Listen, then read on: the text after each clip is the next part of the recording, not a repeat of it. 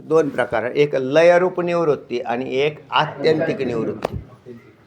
नाशात पाठीमागे झालं का आपला विषय काय पुढे. तर लयरूप निवृत्ती, लयरूप म्हणजे जसं आता डोक्याची केसं वाढली, आपण लगेच जाऊन ते कटिंग केली, काढून टाकली पण किती वेळ, ते परत खालून लगेच टोकोवर करतात, म्हणजे ते लगेच वरती वाढत चालतात.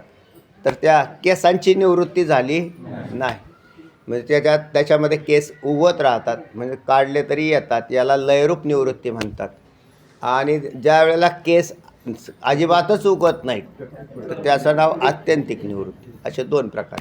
तसं आता जागृतीची निवृत्ती जी आहे ती काही वेळेला झाल्यासारखी वाटते तरी ती पुन्हा येते, म्हणून तिला आत्यंतिक निवृत्ती म्हणत नाही, तर ती तात्पुरती असते. आता म्हणून जागृत अवस्थेचा केव्हा नाश होईल असं म्हटलं तर जागृत अवस्थेचा ज्या वेळेला ब्रह्मज्ञान उत्पत्ती होईल त्याच वेळेला या जागृती, स्वप्न, सुषुप्ती या तिन्हीपासून तो वेगळा होईल. आणि नाही तसं जर नाही झालं तर पुन्हा तो जन्म घेऊन पुन्हा या अवस्थेमध्ये राहील, कारण या अवस्था आहेत ना त्या जीवाच्या ठिकाणी फिरतात. मग आता आणि ज्या वेळेला ब्रह्मज्ञानानंतर आता आपला विषय नाही येतो, ज्या संत महात्म्यांना आत्मज्ञानी संत महात्मे आहेत तर त्यांना जागृतीमध्येही त्याचा आत्यंतिक नाश अनुभवाला येतो, म्हणजे कारण ते पाहत असतानासुद्धा त्यांना त्यांची ती स्थितीच आहे ती. आणि आता मग ब्रह्मज्ञानानंतर सूक्ष्म देहच विसर्जित होत असल्याने, कारण देह विसर्जित होत असल्याने अवस्था कोणाला, म्हणून अवस्थांचा आत्यंतिक नाश होईल. म्हणून याला म्हटलं आहे आत्मज्ञानाशिवाय या जगतातल्या जे पदार्थ आहेत, मग तो जोपर्यंत आत्मज्ञान झाल्यानंतरही या अवस्थेत, मग त्याच्यातही काही अवस्था दिलेल्या आहेत, सत्वापत्ती, असंशक्ती, पदार्थाभाविनी, तुर्यगा, त्याच्यात एक वरचढ भूमिकांचा विषय आलेला आहे, तो विषय वेगळा आहे.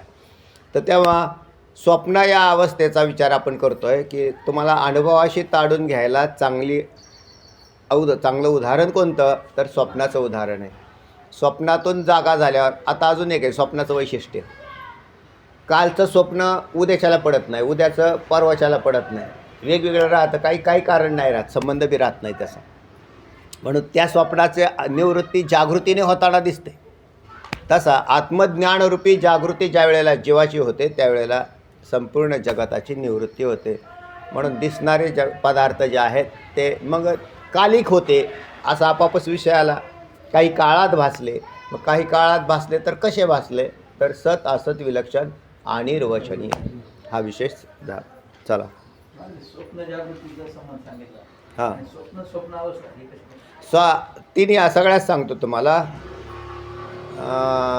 सत्यगुरु राये कृपा मज केली, परिणाई घडली सेवा काही, सापडले वाटे जाता गंगा स्नाना, मस्तकी तो जाना ठेविला कर, भोजना मागती तुप पावशर, खेळला विसर स्वप्ना माझी. म्हणजे बाबाजी चैतन्य जे तुकोबरायांचे सद्गुरू, तर ते कुठे भेटले असं विचार आला तर ते म्हटले स्वप्नात भेटले. आणि तुम्ही काय म्हणता स्वप्न कसं आहे, खोटं आहे का नाही. मग स्वप्न खोटं आहे आणि स्वप्न खोटं असं आहे तर मग त्यांची कृपा खोटी धरायची का खरी धरायची. हां, तर त्याच्यामध्ये 3 अवस्था आलेल्या आहेत त्या स्वप्नाच्या. पहिले आहे जे सुषुप्ती स्वप्न, ही जी अवस्था आहे त्या अवस्थेमध्ये बाबाजी चैतन्य भेटले नाहीत. स्वप्न ही घन स्वप्न अवस्था, म्हणजे पूर्णतः सत्यत्वबुद्धी राहून केवळ स्वप्नच प्रतीतीला येणं, मागच्या जागृतीचा आणि पुढच्या जागृतीचा आणि मागच्या सुषुप्तीचा संबंध नसतो, त्याला स्वप्न अवस्था म्हणतात, घन स्वप्न अवस्था. म्हणजे त्याच्यात स्वप्न म्हणजे तो स्वप्न आहे हे स्वप्न मानतच नाही तर सत्य म्हणूनच चाललेला असतो तिथं, ती घन स्वप्न अवस्था आहे. आणि तिसरा आहे की ज्या वेळेला स्वप्न जागृत होतं, म्हणजे स्वप्नाची अवस्था संपलेली असते आणि नंतर जागृती येत असते, त्याच काळात या मधल्या स्थितीत बाबाजी चैतन्य तुकोबरायांना भेटले. आणि मग त्यांनी जे म्हणजे जागे व्हायच्या वेळेला काही वेळेला माणसं असे स्वप्न पाहत जागे झाले आहे ना, तर त्यावेळेला तुकोबराय जागे झाले त्यावेळेला बाबाजी चैतन्य समोर होते त्यांच्या उभे. आणि म्हणजे त्यांना ते दृश्य सगळं दिसत होतं. त्यांनी जिजाईंना म्हटलं सुद्धा तूप द्या, पावशेर तूप आणा, आपल्याकडे काही तूप नाही का, तेवढं द्या म्हटले त्यांना द्यायचं आहे. आता त्याचे अनेक अर्थ काढतात कीर्तनकार चिंतनाचे, ते त्यांना किंवा त्यांच्या बोलण्यातही असेल तो. तर त्याला स्वप्न जागृती अशी अवस्था असं म्हटलेलं. कोणती? आणि स्वप्न जागृत अवस्थेत घडलेला व्यवहार हा सत्य होतो. हां म्हणत होते पहिले लोक, काय पहाट पडलेलं खरंच होतंय बरं का. तर पहाट पडलेलं नसून ते स्वप्न जागृतीमध्ये जर पडलं तर ते प्रत्यक्ष. आणि मग तुकोबराय त्यावेळेला उठून बसलेले होते आणि पाहिलं त्यांनी तर ते बाबाजी चैतन्य, आणि मग समोरासमोर ते मग अदृश्य झाले. तर हा सत्य व्यवहार आहे. आणि असे अनेक व्यवहार आहेत स्वप्नात. पण स्वप्न केवळ स्वप्न हा व्यवहार मिथ्या आहे. काय माणसं आहेत ते म्हणते काय झोपच आहे ना, रातभर स्वप्न पडतंय.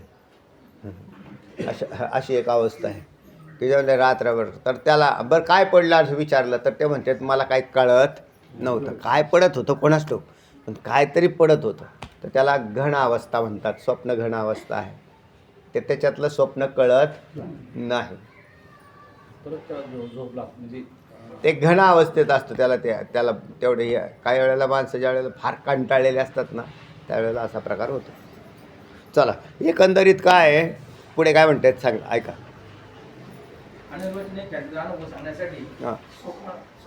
हा दृष्टांत आपल्यासमोर स्वप्नाचा आला आणि खरोखर सुंदर दृष्टांत आहे. कारण स्वप्नातले पदार्थ सापडले नाहीत, आणि सापडले नाहीत, उपलब्ध झाले नाही. मग त्याचा विचार करताना शास्त्र म्हणतं त्या स्वप्नात तर अनंत पदार्थ पाहिले पण जागा अडवली नाही, म्हणजे जागेचा रोध केला नाही.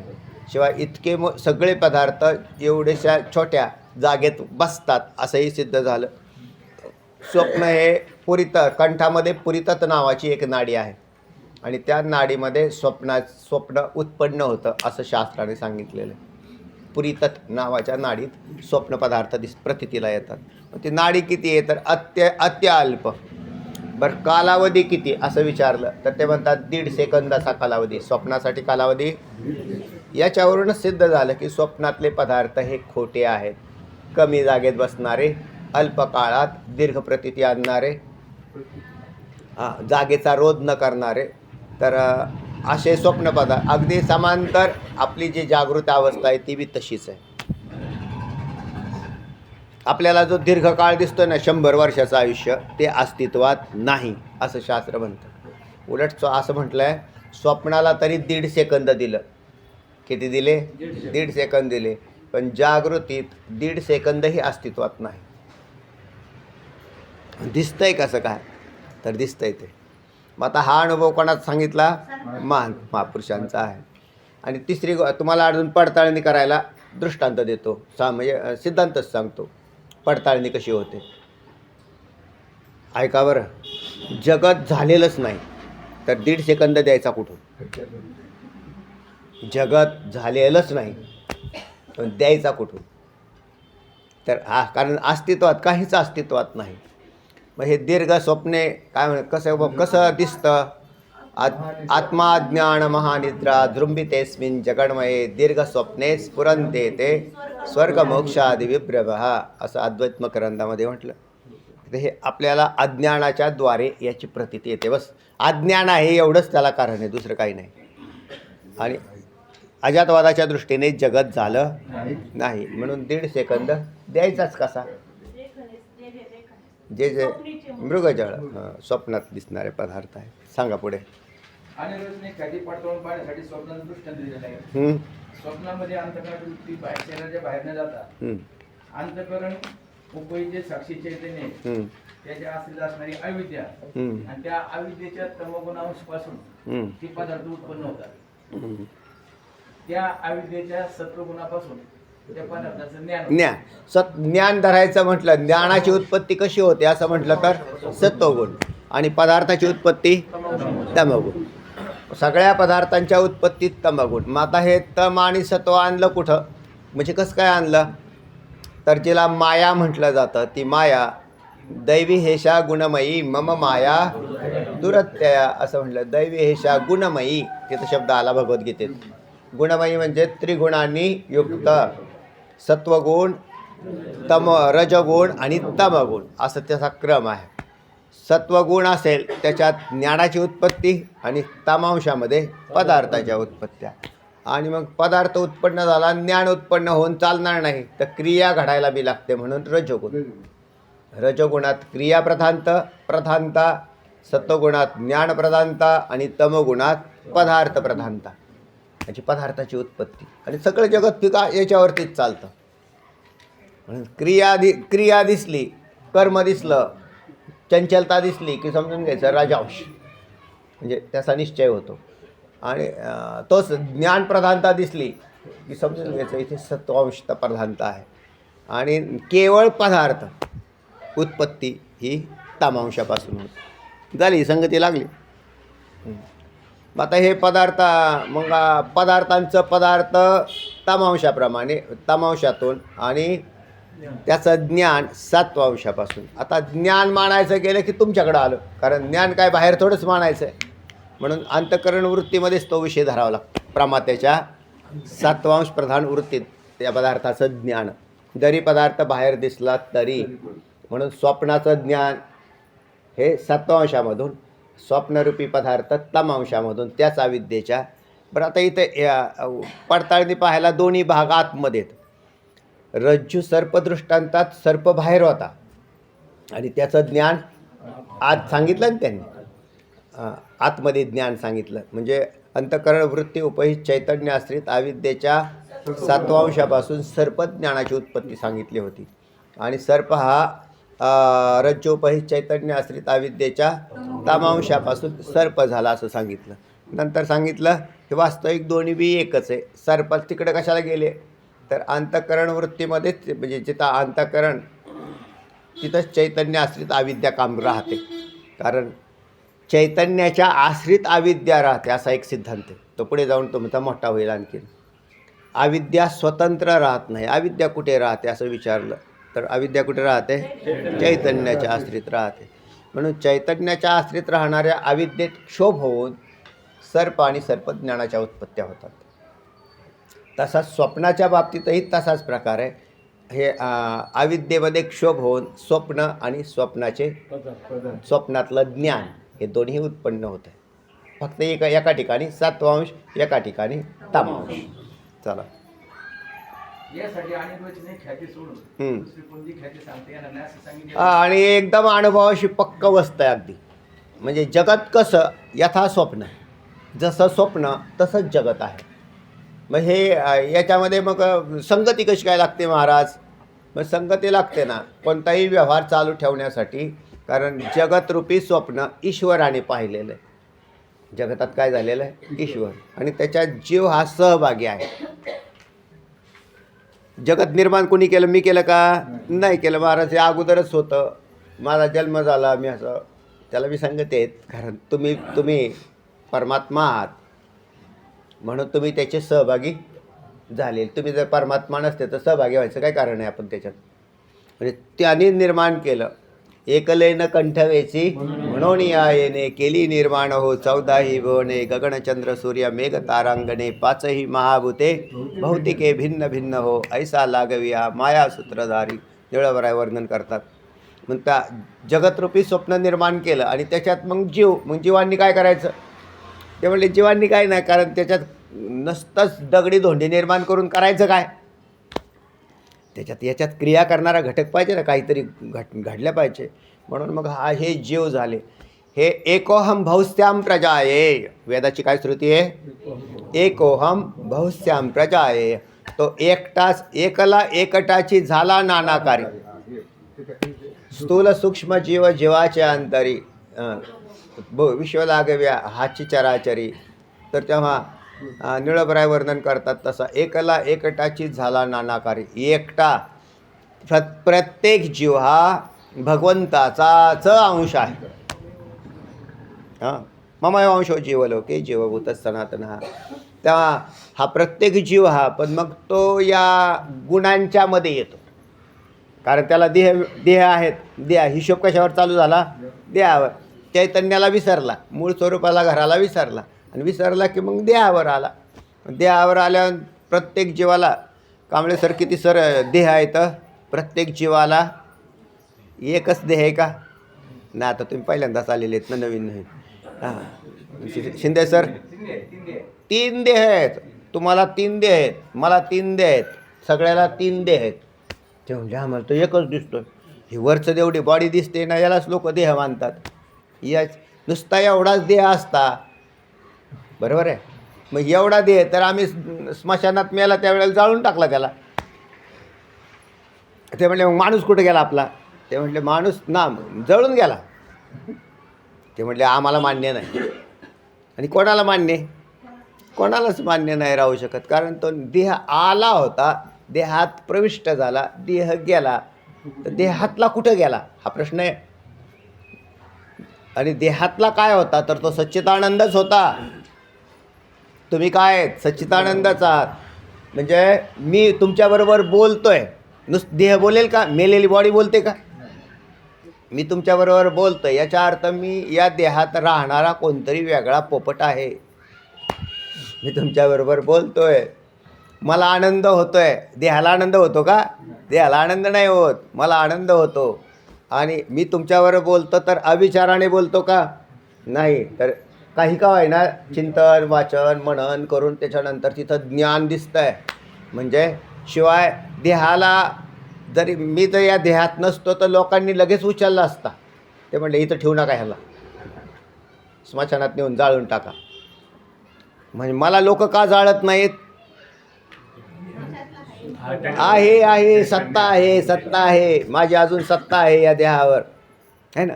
म्हणून सत्ता, ज्ञान आणि आनंद हे जोपर्यंत याच्यात अस्तित्वात आहे तोपर्यंत आपल्याला कोणी हात लावत नाही, म्हणजे जाळत नाही.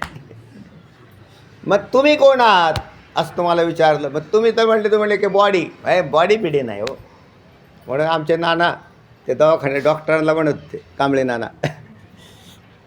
ते डॉक्टरांना म्हटले अहो ही बॉडी आहे आणि या बॉडीवरून मी वेगळा आहे, आणि खरा मी तर सच्चिदानंद ब्रह्मच आहे.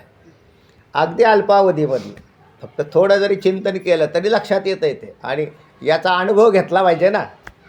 नुसतं ऐकून आणि वाचन करून असं नाही त्याचं काय इफेक्ट होतो. तर त्याने ते डॉक्टरांना म्हणत होते तुम्ही काय ते मग डॉक्टर म्हणले तुम्ही काय घाबरू नका बरं का. ते म्हणले मी कशाला घाबरेल, माझ्या फक्त देहाला प्रॉब्लेम होतो आहे म्हटले. देहात काय दुखत असेल, खुपत असेल ते काय मग कुठे होतं आहे? देहात. आणि ते होणारच. पण त्याच्या संबंधाने मला जरी मी आई ग म्हटलो, वारकरी आई ग नाही म्हणत, रामकृष्णारी म्हणतात. हे काय आई ग म्हणायचं आता. ते तरी मग हे नाही, म्हणजे देहावरून मी वेगळा झालो हे लक्षात आलं ना. तर हे आत्मज्ञान आहे. चला, शरीराच्या बाहेरील रज्जू सर्प आणि शरीराच्या आत असणारे स्वप्न पदार्थ अविद्येकडून उत्पन्न होतात. दोन्ही अविद्येकडून उत्पन्न होतात. बरोबर आहे. आता कसे उत्पन्न होतात असं म्हटलं की मग परत पुढचा प्रश्न येईल, कसा? परिणाम आणि विवर्ताकडे चालला तुम्ही. कारण उत्पन्न कसे झाले महाराज? चैतन्यात परिणाम झाला का मायेत परिणाम झाला? कशात परिणाम झाला? मायेत झाला. मग मायेत परिणाम आपोआप झाला का कोणाच्या सहकार्याने झाला? सहकार्याने झाला. कोणाच्या? चैतन्याचं. म्हणून चैतन्याचं सहकार्य घेऊन माया नाना रूपाने नटते. काय विशेष आहे का? चैतन्य मायेला दुसरा सत्ता धण्याची की जी मायबाप. नाथ महाराज सांगतात. उद्या आहे नाथषष्ठी. नाथषष्ठी आपली साजरी करायला उद्याच्याला पाठ कोणता आहे? ज्ञानेश्वरीचा आहे. तर ज्ञानेश्वरीच्या पाठानंतर आपलं पूजन होईल. सगळ्यांनी उपस्थित राहा. उद्या पाठ काकडा होईल. तेव्हा चला. तर तेव्हा काय म्हटले? सत्ता धण्याची की जी मायबाप. म्हणजे चैतन्याच्या सत्तेशिवाय मायेला काही करता येत नाही. पहा, याच्यात चैतन्य होतं म्हणून बालकाचा छोटा पिंड मोठ्या पिंडापर्यंत गेला. आम्ही बालकच होतो ना, लहान. मग ते लहान होतं ते म्हणले वाढलं कसं काय? वाढलं कसं काय? चैतन्य होतं म्हणून वाढलं. तो चैतन्य आत नसतं तर पिंडसुद्धा वाढला नसता. मेलेली माणसाची वजनं वाढतात का? त्यांचं काय नाही. आता मेलेल्या माणसाचं काय परत वाढायचं काय कारणच नाही ना. तसं झाडाचं सुद्धा बी तेच आहे. ह्या झाडात चैतन्य आहे. झाड काय फार मोठं झालं कसं काय? मग तो मायेचा परिणाम आणि चैतन्याचा झाडसुद्धा, आणि हे झाडसुद्धा तोच आहे, मायेचा परिणाम, चैतन्याचा विवर्त. रज्जूवरचा सर्प, रज्जूपैत चैतन्याश्रित अविद्येचा परिणाम आणि अंतःकरणोपैत चैतन्य. हां, आता आपल्याला काय सांगायचं? विवर्त. तर रज्जूपैत चैतन्याचा विवर्त, नुसता चैतन्याचा विवर्त म्हणायचं, कारण चैतन्याच्या पुढे काही जोडायचं नाही. ज्या वेळेला विवर्त करायचा आहे ना, आणि विवर्त पदाचा अर्थ काय? मिथ्या. विवर्त म्हणजेच मिथ्या. म्हणजे चैतन्याच्या ठिकाणी मिथ्या पदार्थ आलेच कसे? मायेमुळं आले. मायेत परिणाम झाला आणि पदार्थ भासला. पण माया जड आहे. माया जड असल्यामुळे ती काय करणार नाही. मग कसं तिचा परिणाम होईलच कसा? आणि झाला असता तर दगडाला दगडी फुटायला पाहिजे होते. दगडापासून दगड फुटतोय का? नाही फुटत. पण त्याच्यात जर चैतन्य असेल, आणि ते चैतन्य कोणतं? चैतन्याचे बी दोन प्रकार, एक सामान्य चैतन्य आणि दुसरं विशेष चैतन्य. म्हणून झाडामध्ये असलेलं चैतन्य जे विवर्ताला प्राप्त होतं ते विशेष चैतन्य, आणि सामान्य तर अधिष्ठान असतंच. लक्षात आलं? पण विशेष आहे.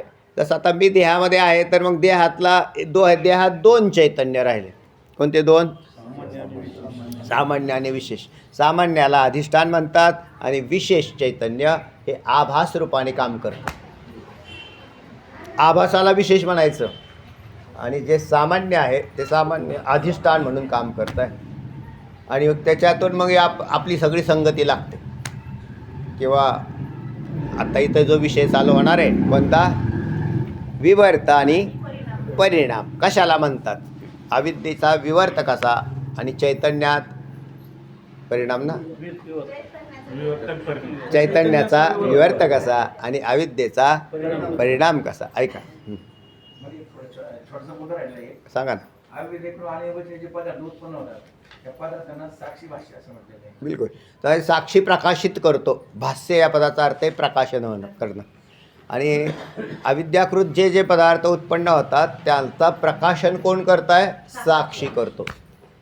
हां, म्हणजे साक्षी प्रकाशन करतो म्हणजे ज्ञान करून देतो. आता अविद्येतनं निर्माण होणारे पदार्थ आणि दृष्टांतातला इथला कोणता आहे? स्वप्न. स्वप्नाला प्रकाशित कोणी केलं?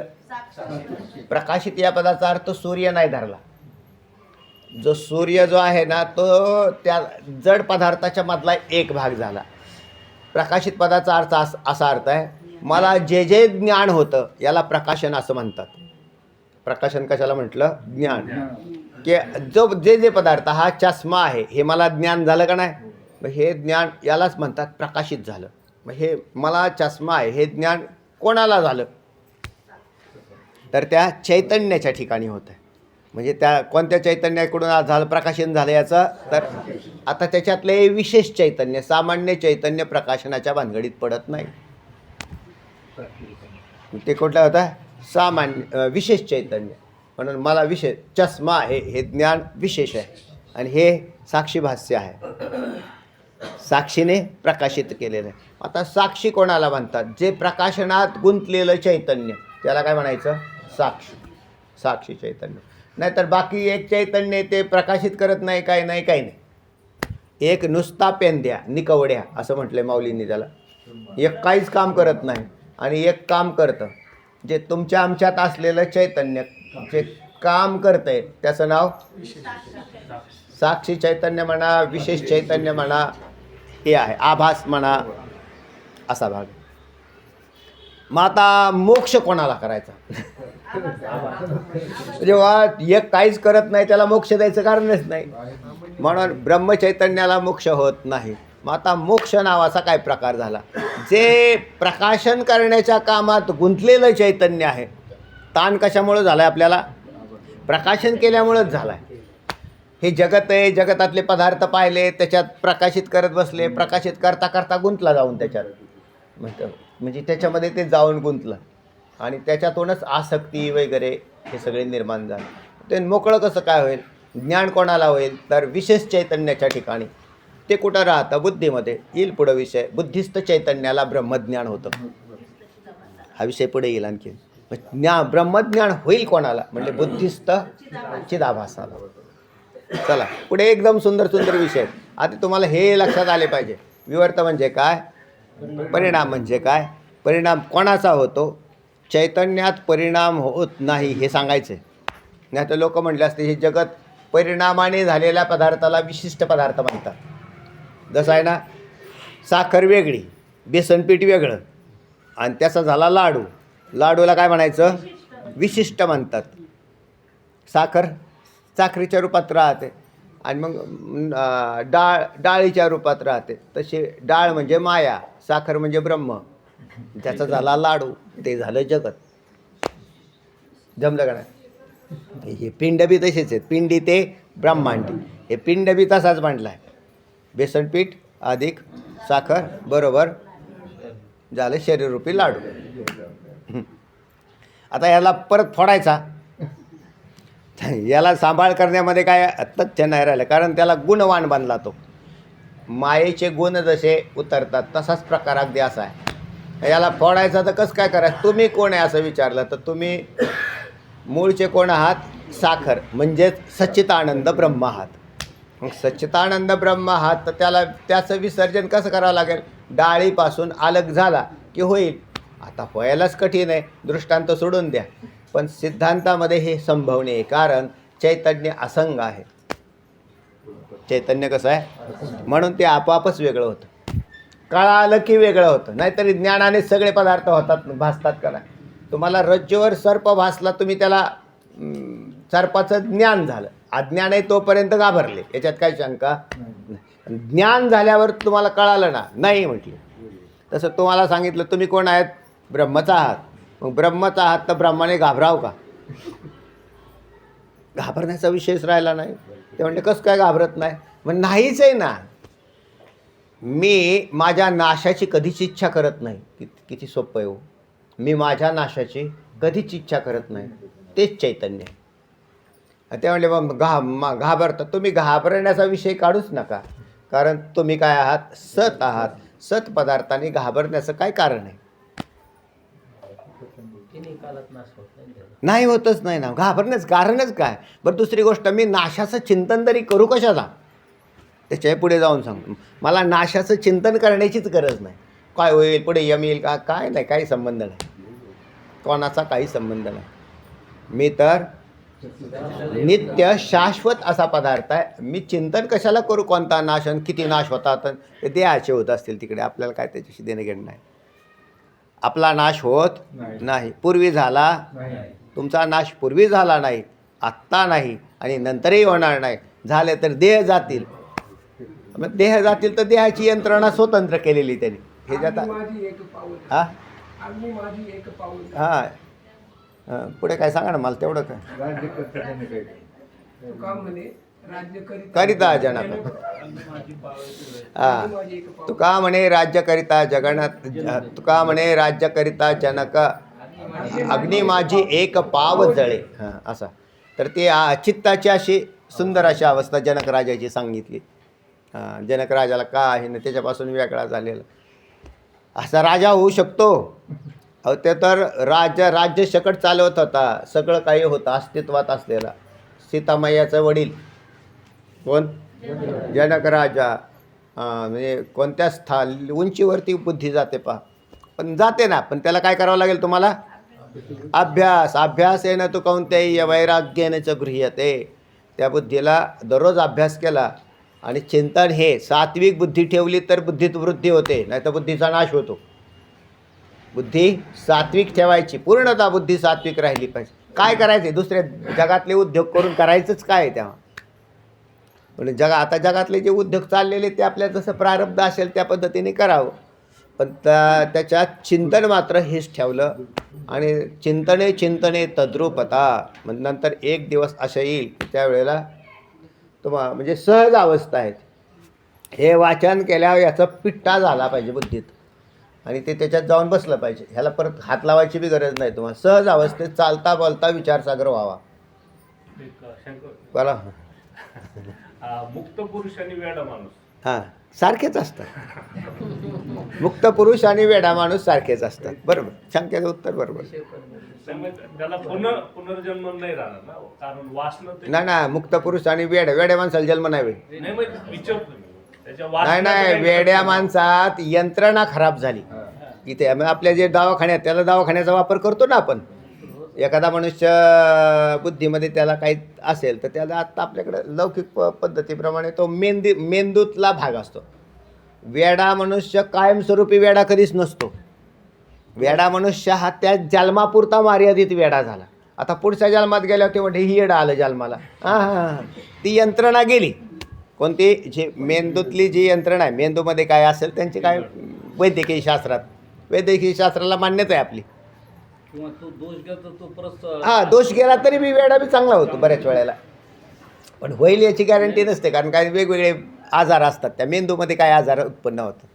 मेंदू वेगळा, बुद्धी वेगळी, चैतन्य वेगळं, हे सगळं लक्षात ठेवा.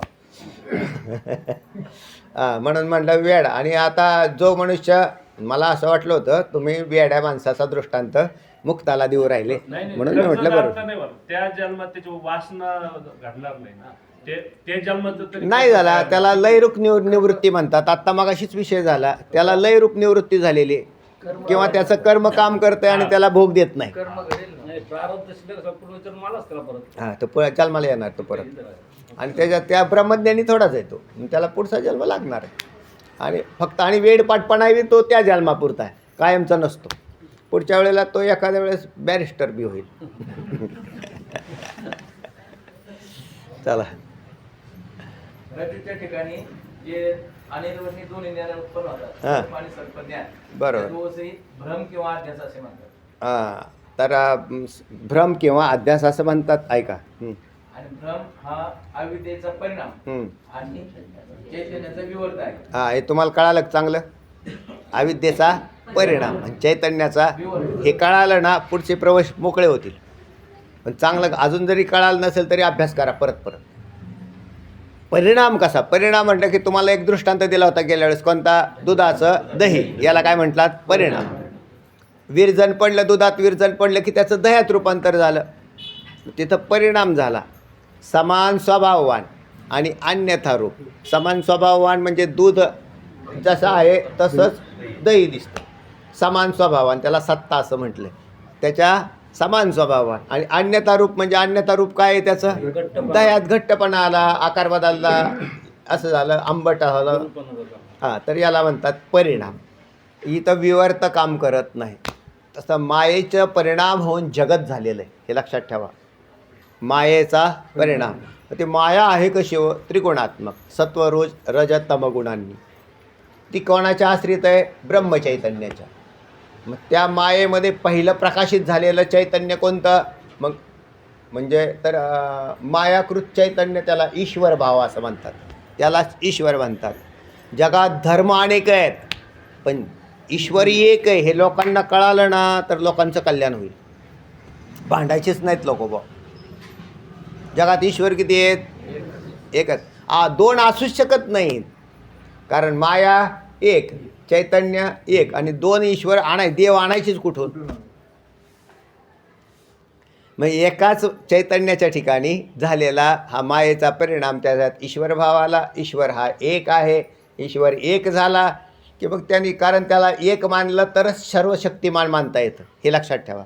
जो पदार्थ एकच असतो तो सर्वशक्तिमान असतो. जे अनेक असतात ते अल्पशक्तिमान ठरतात, अल्पज्ञ ठरतात, स्वतंत्र ठरतात, पराधीन ठरतात, आपोआपच नाशवान बी ठरतात.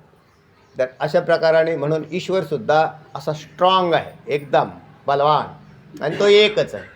आणि तो एकटाच मग त्या ईश्वराने निर्माण केलेली प्रजा, मग तो आपापच प्रजेमध्ये सुद्धा त्यानेच निर्माण केले, असं त्याचा आपापच भाग चालला. कारण हे जगत तर काय आमच्या पूर्वजांनी तर नाही केलं बा. तुमचा विचार करून पहा, आमच्या काय पूर्वजांनी कोणी निर्माण केलेलं नाही.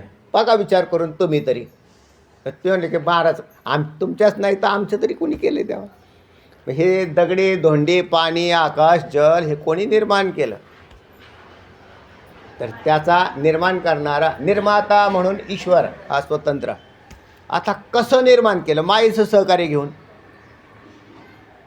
मायेचं सहकार्य आणि याची शक्ती सत्ता याच्यातून जगताचा पसारा फुलतो. आणि मिटतो कसा? शक्ती काढून घेतली, विषय संपला.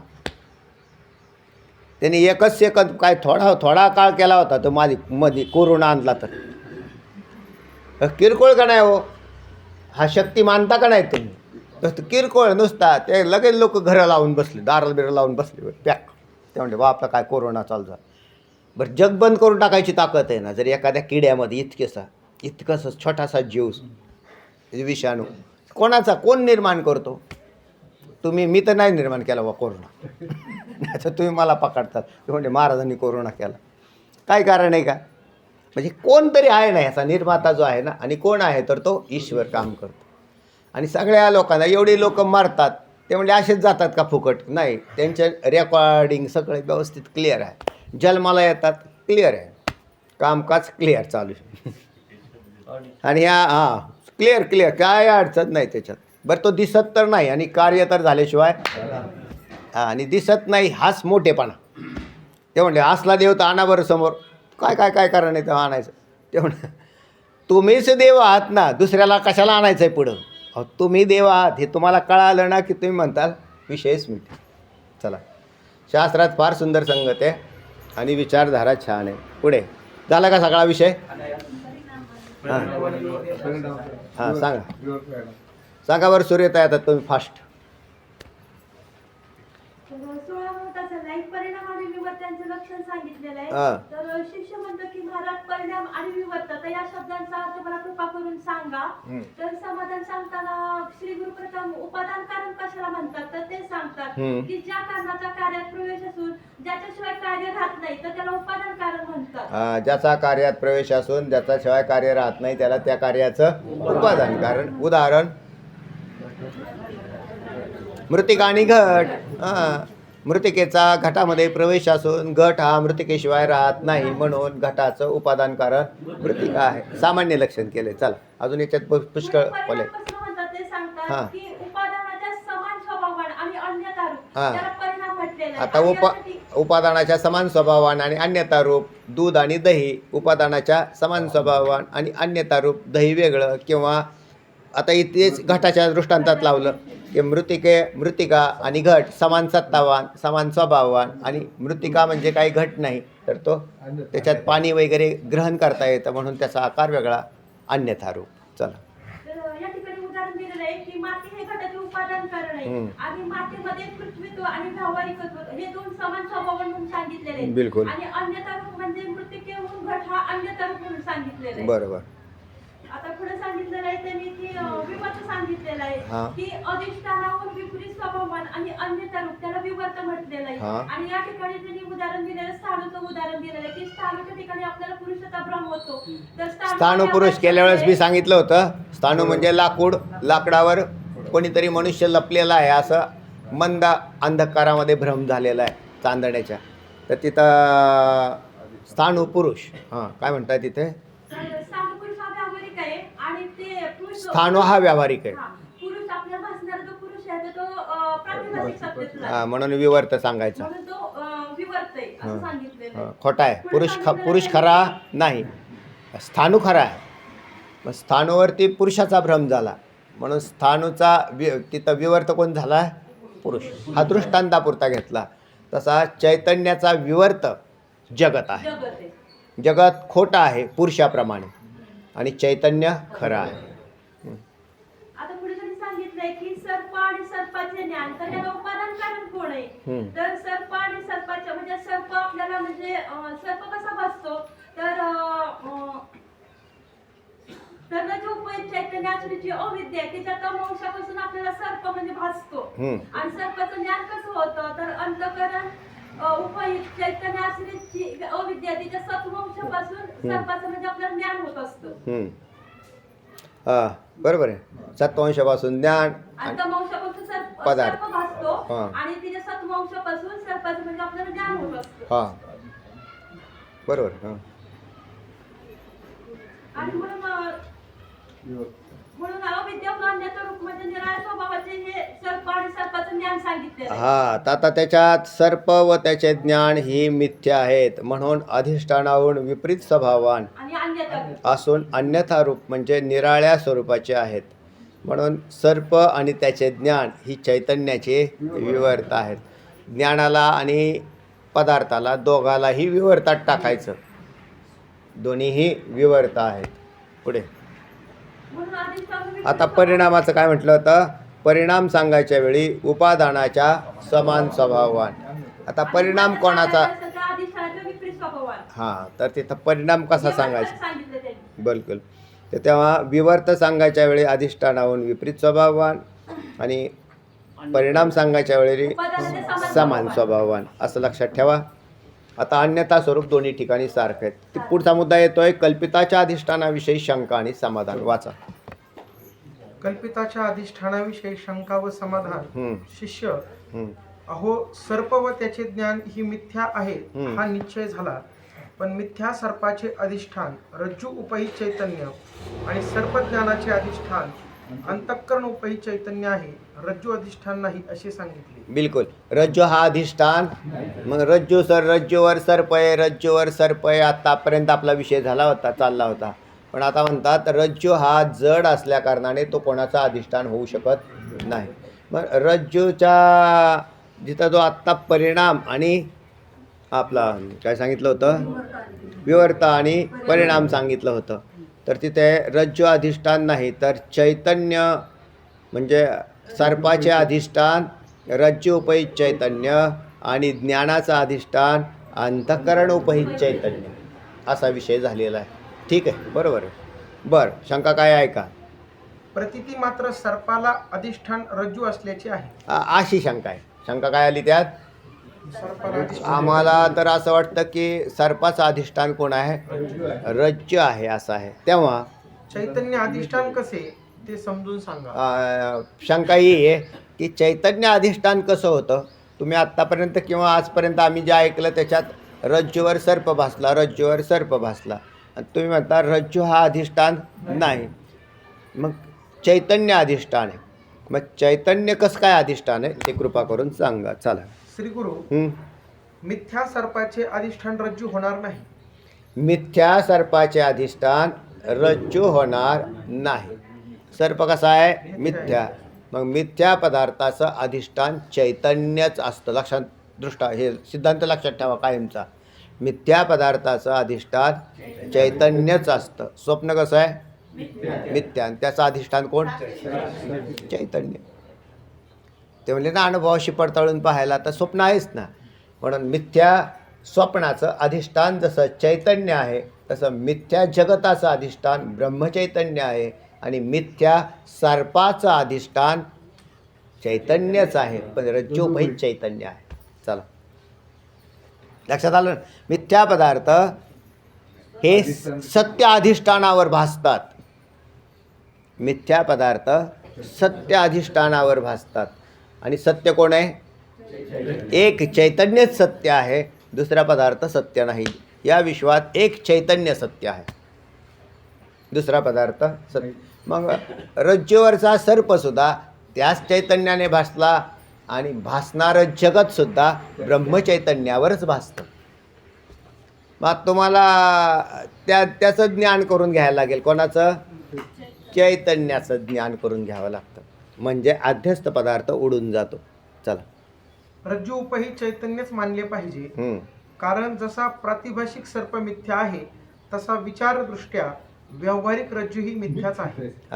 व्यावहारिक रज्जू सुद्धा कसा आहे? तो तरी कुठे सत्य आहे? तेव्हा तोही मिथ्या आहे. व्यावहारिक रज्जू बी मिथ्या आहे. पुढे. आणि जो पदार्थ मिथ्या असतो तो दुसऱ्या मिथ्या पदार्थाचे अधिष्ठान होत नाही असा नियम. बस, हा मुद्दा आला लक्षात. सिद्धांत आला एक आणखीन, की मिथ्या पदार्थ दुसऱ्या मिथ्या पदार्थाचं अधिष्ठान होत नाही. मग एक पदार्थ सत्य आणि दुसरा सत्य पदार्थावरच मिथ्या पदार्थ भासतो. त्याला लक्षात आलं? आणि अनुभवाला पडताळून पाहायला चला स्वप्नाकडे. स्वप्न खरं आहे का? नाही. स्वप्न कोणी दाखवलं? कोणत्या थिएटरने दाखवलं? तर तुम्हीच थिएटर बनले होते आणि तुमच्याच ठिकाणी असणाऱ्या त्या चैतन्याच्या म्हणजे चैतन्याच्या आश्रित असणाऱ्या अविद्येने स्वप्न पसारा दाखवला. मग चैतन्य सत्य होतं, स्वप्न खोटं होतं, दिसणारं जगत खोटं आहे. मग एक चैतन्य सत्य आहे. ते चैतन्य विभागलेलं आहे का अविभाज्य एकच आहे? तर एकच आहे. म्हणून तुमचा माझा सर्वांचा आत्मा एकच आहे, हे सिद्ध झालं. या विश्वात आत्मा नावाचा घटक म्हणून कोणाचा आत्मा जातही नाही आणि कोणाचा आत्मा येतही नाही. पदार्थ मात्र फिरत राहतात. लक्षात आलं ना? आकाश गेलं आलं असं आहे का? आकाशाला जाणं येणं संभवत नाही, कारण सूक्ष्म आणि व्यापक पदार्थात जाणं येणं संभवत नाही. मग आकाश, आता माझ्या शरीरामध्ये आकाश आहे का नाही? पृथ्वी, आप, तेज, वायू, आकाश ही पंचमहाभूत माझ्या शरीरात आहेत. मग माझ्या घरी एक आकाश आहे आणि इथं एक आकाश आहे नाही. तर ते आकाश जागची जागेवरच आहे. शरीर आलं की आकाश तिथं आहे. जिथे जाईल तिथे, जिथे शरीर जाईल तिथे जसं आकाश आहे तसा जिथे शरीर जाईल तिथे आत्मा उपलब्ध आहे. तो आकाश अवृणही सूक्ष्म आहे. जेथे जाते ते आता तू माझा सांगा तिथं आता देवाला म्हटलं तुकोबरायने. पण ही ते ब्रह्मचैतन्य बी तेच आहे. देव आणि ब्रह्मचैतन्य दोन नाही. देव याचा अर्थ नुसता मूर्तीत बसवलेला आहे एवढा देव नाही. तो पूजेसाठी आम्ही त्याला तयार केला, प्रतिमा पूजनाला. पण वास्तविक खरा देव कोणता असेल तर ते चैतन्य आहे. आणि या चैतन्य मग ते कोण आहे? तुम्हीच आहात. ज्यावेळेला मी चैतन्य आहे, स्वरूप आहे असं ज्ञान होईल, त्यानंतर त्याची सगळी यंत्रणा आपापच संपली, म्हणजे बाधित होते ती. चला, विचार न करिता रज्जू अधिष्ठान आहे असे वाटते. विचार न करता रज्जू अधिष्ठान आहे असं वाटतं. रज्जूवर साप भेटला. आता याच्यावर बरेच शंका येणार आहेत आणि याच्यातल्या बऱ्याच शंका पहिल्या तुमच्या निवृत्तही झालेल्या आहेत. प्रमाता, प्रमाण, प्रमेय, दोष पाठीमागे सांगितलं होतं. याला ना विषय निघून तिथंही तुम्हाला तो विषय घेतलेला आहे. चला, विचार न करता रज्जू अधिष्ठान आहे असे वाटते. मग लोक तसा व्यवहारही करतात. हे खरे, पण एक कल्पित पदार्थ दुसऱ्या कल्पित पदार्थास अधिष्ठान होत एक नाही. कल्पित पदार्थ दुसऱ्या कल्पिताला अधिष्ठान होत नाही. असा वेदाचा सिद्धांत आहे. बिलकुल. वेदांचा सिद्धांतही आहे आणि अनुभवाशी ताडून पहा, खरंय. असे पहा की मातीचे चित्रात पुत्र कडेवर घेतलेल्या एका बाईचे चित्र आहे. आता एक चित्र काढलेलं आहे की एखाद्या महिलेने आपल्या पुत्राला काय घेतलेलं आहे? कडेवर घेतलेलं आहे. बरोबर आहे. कोणी घेतलेलं आहे? महिलेने. कोणाला? मुलाला आधार कोण आहे?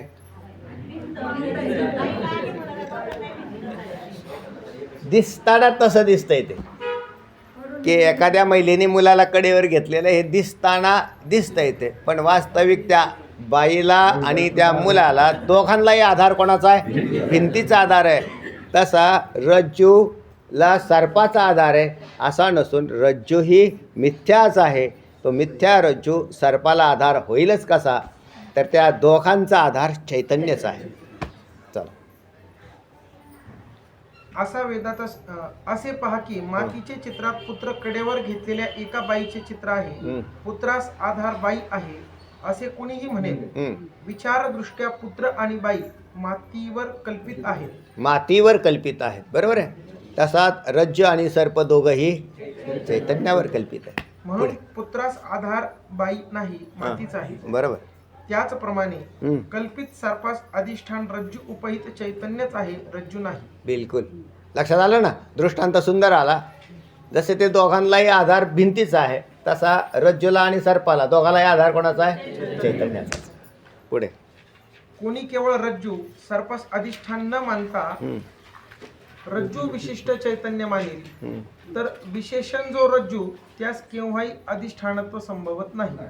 म्हणून रज्जू विशिष्ट चैतन्य अधिष्ठान मानता येत नाही. म्हणून रज्जू विशिष्ट चैतन्याला अधिष्ठान म्हणता येत. कशात काय म्हटले? रज्जू विशिष्ट चैतन्य जर कोणी अधिष्ठान मांडलं तर ते रज्जू विशिष्ट चैतन्य अधिष्ठान होणार नाही. शंका केली का? नाही, कोणी जर म्हणेल पण ते अधिष्ठान होत नाही असं. परत वाचा एकदा मला. कोणी केवळ रज्जू सर्पास अधिष्ठान न मानता रज्जू विशिष्ट चैतन्य मानेल.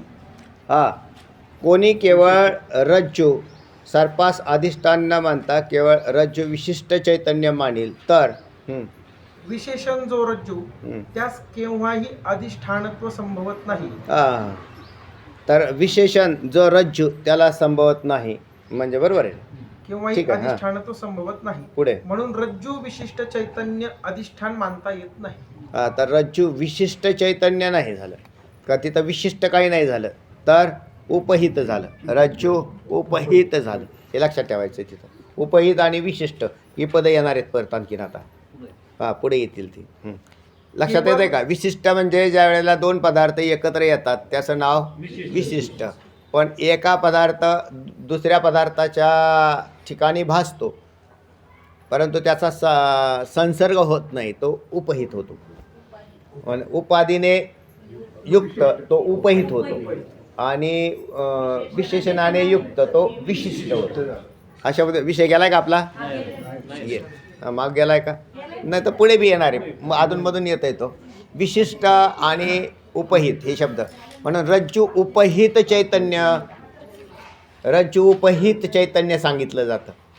रज्जू विशिष्ट चैतन्य नाही सांगितलं जातं, कारण ते विशिष्ट होतच नाही. कसं एकत्र होत नाही.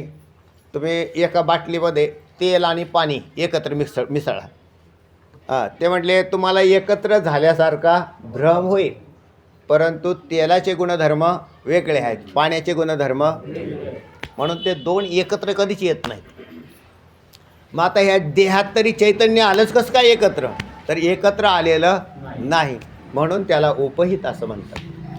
चल, आणि एकत्र झालं असतं तर मग त्याला उपहित म्हणता आलं नसतं. म्हणून मी मगाशी दृष्टांत आणला होता साखर आणि लाडूचा. पण साखर आणि लाडू त्याच्यात काय झाले, ते दोन्ही विशिष्ट झाले. म्हणून मी म्हटलं हा दृष्टांत तिथं सोडून द्या, कारण त्याच्यामध्ये हा दोष आहे. कुठला? ते विशिष्ट होऊन गेला. आणि आपल्याला चैतन्य काढायचं. चैतन्य तर असंग आहे. चला, तसेच केवळ रज्जू उपहित चैतन्यच अधिष्ठान मानले पाहिजे. बरोबर. हां, तसेच सर्पज्ञानाचे अंतःकरण उपहित साक्षी चैतन्य अधिष्ठान आहे. हां, या प्रकारे ब्रह्मस्थानी सर्पाचे आणि सर्पज्ञानाचे अधिष्ठान रज्जू आणि अंतःकरण या उपाधी भेदामुळे भिन्न सांगितलेलं आहे. आम्ही फक्त उपाधीचा भेद केला, चैतन्यात भेद केलेला नाही. तर चैतन्य एकच आहे. आता आणि या उपाधीतला बी भेद का केला? अंतःकरण सात्विक आणि रज्जू तमांश प्रधान, म्हणून उपाधीतला भेद केला. अंतःकरण उपाधी कशी आहे? सात्विक आहे, म्हणून ज्ञानाकडे वळवली. आणि जो रज्जू आहे तो तमगुण प्रधान आहे, म्हणून तो पदार्थाकडे वळवला. आणि दोन्ही ठिकाणी चैतन्य एकच आहे. म्हणून ज्या वेळेला सर्पप्रतीती आली त्यावेळेला दोन्ही बी एकाच काळात युगपद प्रतीती येते, असा शब्दप्रयोग मागे येऊन गेलेला आहे. चला, आता जसे रज्जूच्या विशेष स्वरूपाच्या अज्ञानाने सर्प व त्याचे ज्ञान उत्पन्न होते, तसेच रज्जूच्या विशेष रूपाच्या ज्ञानाने सर्प व त्याचे ज्ञान निवृत्त होते. बरोबर. आता म्हणजे हा आत्तापर्यंतचा विषय इथं संपलेला आहे. आता जसे रज्जूच्या विशेष स्वरूपाच्या अज्ञानाने सर्प, बरोबर आहे, रज्जू कळाला नाही, रज्जू म्हणून कळाला नाही, म्हणून सर्प झाला आणि त्याचं ज्ञान उत्पन्न झालं. तसंच रज्जूच्या विशेष रूपाच्या ज्ञानाने सर्प आणि त्याच्या पदार्थाची दोघांचीही निवृत्ती होते. तर कल्पिताची निवृत्ती कशी होते याविषयी शंका आणि समाधान सुरू होईल. तर हा विषय नंतर घेऊ आपण. पुंडलिक वरदा विठ्ठल श्री ज्ञानदेव तुकाराम पंढरीनाथ भगवान की जय. माऊली ज्ञानेश्वर.